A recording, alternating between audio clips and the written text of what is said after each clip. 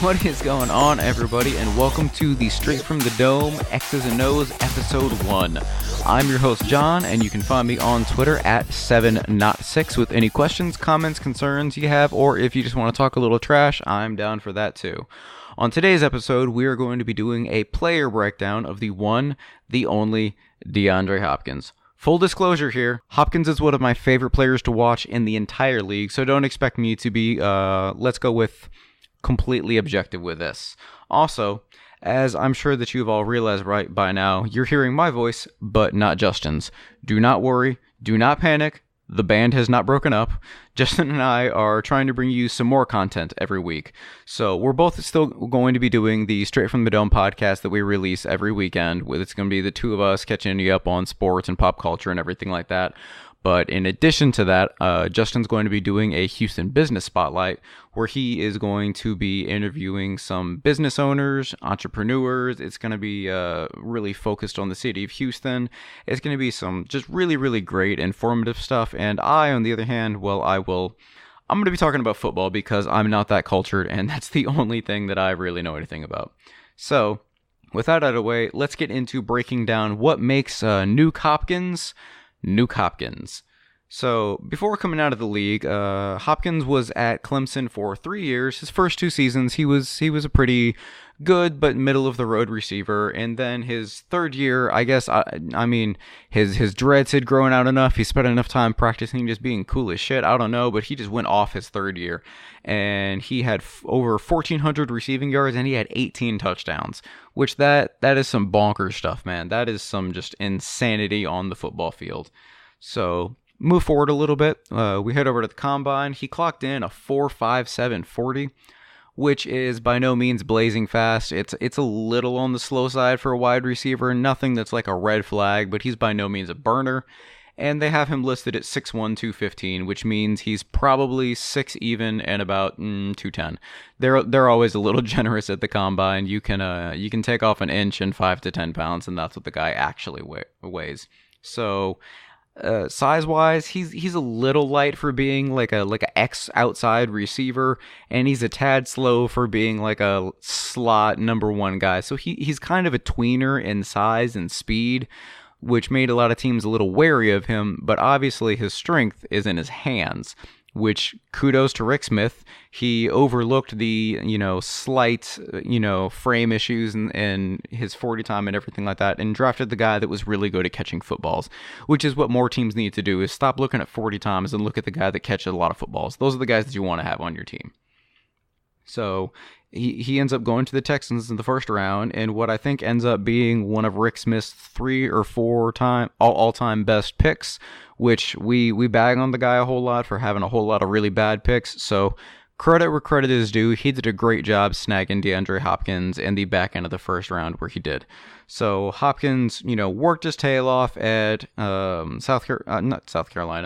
Clemson. He then worked his tail off in the combine, everything like that, got selected in the first round, and he was rewarded with getting just absolutely slapped in the face with the 2013 Houston Texans season. My God, no one deserves to come into that as a rookie. So, in case anyone has forgotten, let's walk through a few things that happened in the 2013 season and see if I can get through this without having like the scars on my liver flare up or some kind of PTSD flashback.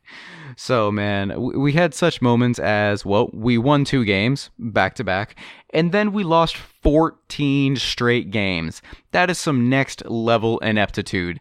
That is like deliberately trying to be bad. There's 2-14, and then there's 2-14 that way. The Texans, man, they sure did it right. 14 straight losses, that's some Browns-level stuff. That is, buddy. That was hard to do. We had the ghost of Ed Reed play for us, who openly called out the coaching staff halfway through the season and got thrown out on his ass and started complaining that the Texans owed him money. Matt Schaub broke the record for throwing pick sixes in consecutive games. Andre, the great one, Johnson, just walked off the field after having an argument with Matt Schaub in the middle of a game, and nobody so much as batted an eyelash to stop him. Everybody was just kind of like, he's got a point, just let him go. Whatever, it doesn't matter anymore. which is just insanity. Brian Cushing's knee exploded. Arian Foster's back broke like he was slammed by Bane. People showed up at Matt Schaub's house to like berate his children for how many interceptions he was throwing, and our coach nearly died on the field. That is exactly how stressful the 2013 season was for the Texans, that it caused Gary Kubiak, a pretty mellow dude, to have a stroke in the middle of a game. So for the life of me, I do not understand why DeAndre Hopkins did not say screw this and go pursue a career as a point guard after that debacle of a season. But thank the powers above that he did not, because starting in 2014, he just becomes a consistent 1,000-yard receiver when not playing with serial mansplainer Brock Osweiler. The man is quarterback proof. Seriously, here are some names that he has caught passes from: Matt Schaub, Case Keenum, Ryan Fitzpatrick. That is how many times the broadcasters have drilled that into my brain. I just called him Ryan Harvard. We also have Ryan Mallett. We have Brian Hoyer, who threw 5 damn interceptions in a playoff game, and I will bet you money that Bill O'Brien put him on an airplane, flew him to another city, specifically so he could leave him on the tarmac in that other city, because that was just one of the worst quarterbacking experiences I've seen in my entire life. Brandon Weeden was in there throwing passes. TJ Yates, who I didn't know still played football until TJ Yates was in there for him. And then we had, of course, number 17 himself, the Brockweiler. If you need any evidence that Brock Osweiler's time in Houston just consisted of him being a big pile of ass at quarterback, just look at the list of names that Hopkins has been productive with at quarterback and try to wrap your brain around the fact that he could not get the ball to DeAndre Hopkins. It's just baffling, man. Trent Dilfer could probably walk off of a set right now and get the ball more consistently to Hopkins than Brock Osweiler could. I, for the life of me, will never understand it. It makes no sense, and Brock is a dumb name anyways. So, despite the hydra of double coverage throwing quarterbacks that Hopkins had throwing to him, he just, made the all-rookie team. He punched his ticket to a couple Pro Bowls, had an all-pro selection. That's as impressive as, you know what? Honestly, it's impressive enough that I don't need to compare it to anything. It should be the thing that other things are compared to. When you do something impressive, you should be like, man, that is some Hopkins with those quarterbacks level stuff. It is damn impressive that he didn't just fade into nothingness because he was thrown the ball by a whole bunch of guys that did not know what they were doing.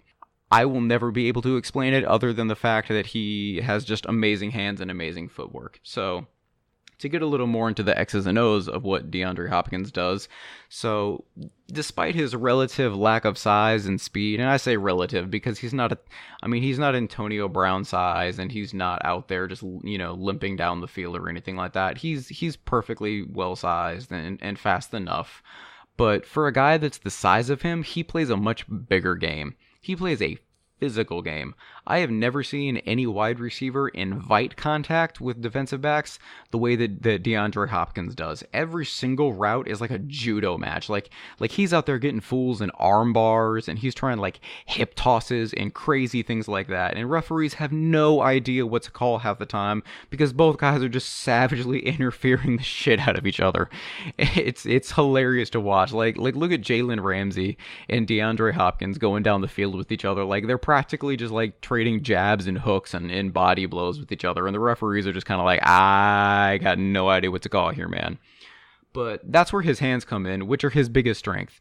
He is so damn good at using his hands, not only to catch the ball, that's the obvious thing, but to get separation, man. When he's jammed at the line, or when he's trying to run a crossing pattern or an in and or out or something like that, and he needs to get separation from a DB, he's so great at getting his hands to where he needs to be and moving them around to get himself separation. And once the ball ends up somewhere in his area code, bro, forget about it. It's his. You can make whatever play you want on it. He will tip it to himself 3 different times in the air and come down in it. The only people in the league that may have hands that are on his level that are coming to mind right now are, Odell Beckham. He makes some crazy circus catches, and Antonio Brown has some pretty ridiculous stuff too.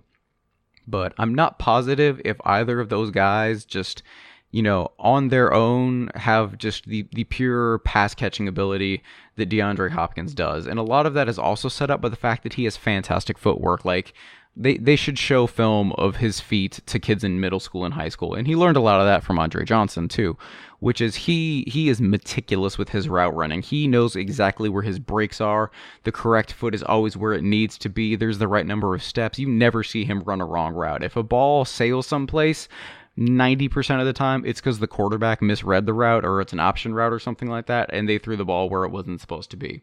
But between the combination of the guys, just amazing feet, amazing hands, his body control that is just off the charts. I mean, he's better at catching footballs than I am at like being alive. Like, I don't breathe or blink as well as DeAndre Hopkins catches footballs, and it's just absolutely insane.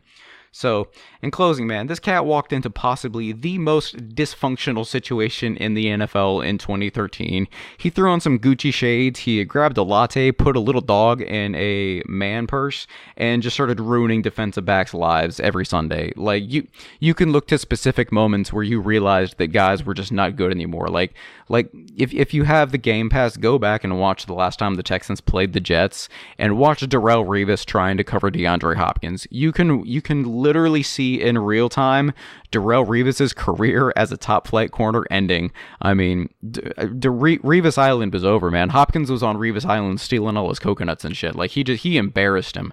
It was insane. And we as Houston Texans fans are all extremely fortunate to get to watch this guy every Sunday. He's going to go down as one of the greats, and if you don't appreciate him now, you need to appreciate him now, because he is the franchise successor to Andre Johnson in every way, and that is the highest compliment that I can give to somebody on a team. So that's really all I've got. As always, I'm your host, John. You can get at me on Twitter at 7not6. If you have any players, teams, anything like that you want me to break down, just reach out to me. I can throw together one of these episodes for you. So with that being said, everybody be cool, everybody be safe, and I will see you next time.